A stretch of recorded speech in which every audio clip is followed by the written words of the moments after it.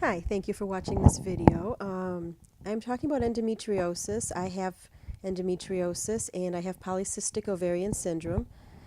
And I just want to talk about the disease so that people know a little more about what to expect when you know someone that has the disease, how that person may or may not be able to participate in their own lives. I find that when someone has a chronic disease, they tend to become the disease. And it's not what you really want to do, but you tend to find usernames on the computer that have part of that in there. And in a lot of my trainings in school, I found that you don't talk about the disabled person. You talk about the person with the disability. The person comes first. And I love that concept. I think it's the best. And in this case, too, I think we need to not lose ourselves in our disease and say, and use it as, giving it the validity by using it in your username. You're saying, this is getting me. Well, you don't want it to get you. You want to rise above it. So, in my opinion, and, I think that we have to try to find ways to make the rest of the country aware of the disease. We need a lot of awareness, and have events that raise money for research. And at the same time, we need to not lose ourselves in the idea that we have this problem, because really it's only a small part of who we are as people. We don't want to be known for that. But at the same time, we want people to be aware. It's kind of one of those oxymorons. It's one of those things that just doesn't quite make sense, but in some ways it really does. Now, I'm writing a book as we speak about the subject. I'm writing about my story in particular because I know about my story. Obviously, it's very easy to write about something you know. I'd also like to get, and I'm going to be getting the stories of some friends of mine, many people who got the disease later in life, many who had it but it wasn't that bad and they went through some things and like maybe a hysterectomy or whatever, and now they're better. I want stories of hope, but I also want to be real, and I want to say, yes, there are some bad things that are happening to people. This is what they are, and I also want there to be hope. I want people to feel better.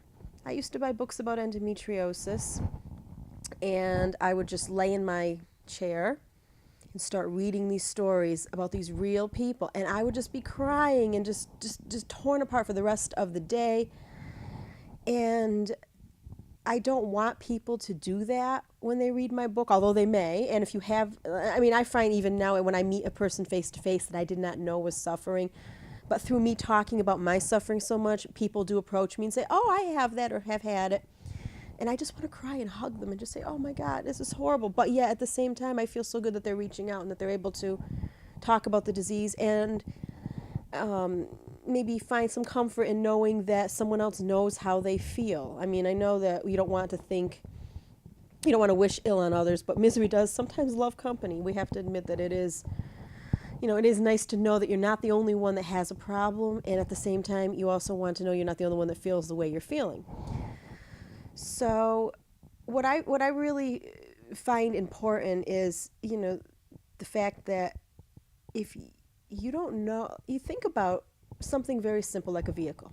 Okay, if you buy a vehicle, all of a sudden you see so many more of them on the road. Gee, I never noticed all of this certain, the black Ford Focus or whatever on the road because you didn't own one. As soon as you own this vehicle, now all of a sudden you're more aware of it, so you're looking for it. Well, in this case here, you are going to find that there are people who have the disease who you don't know have it. Now that you have it and you've mentioned it, they're going to say, yeah, I have it, and you're going to feel like everyone around you has it. Whereas before, when you first found out, my guess is that you probably felt very alone. You felt like, I'm the only one that has this. I'm the only one that knows what this is. So I've got a series of videos I'm making because I want to get the word out there before my book, or, and I don't necessarily know what people are feeling. So I'm hoping that I'll hear from some folks that can that can talk. I have a blog I started. It's a very rough blog. I don't upload pictures because where I live, I actually have to pay quite a bit more to when I overuse my internet, and we have 4 of us using it. So it's very hard to have my blog look the way I want it to. But I do have a blog at blogspot.com, and it's endometriosis, sharing our stories. And I'd love to hear from folks who have it or from people who love those who have it, because I notice that a lot of times the family doesn't realize that they're suffering too. They kind of have the disease with us in a way, in a very strange way. They actually are suffering as well. And it would be nice to hear from anyone who who has the disease, who has any insight. And I'm going to end this video for now. Please look for other videos. I will be making quite a few since I'm recovering from my own hysterectomy and I'm home and able to do this. I'm glad to be able to do this, and I hope that in some way it brings folks hope, and I thank you very much for your time.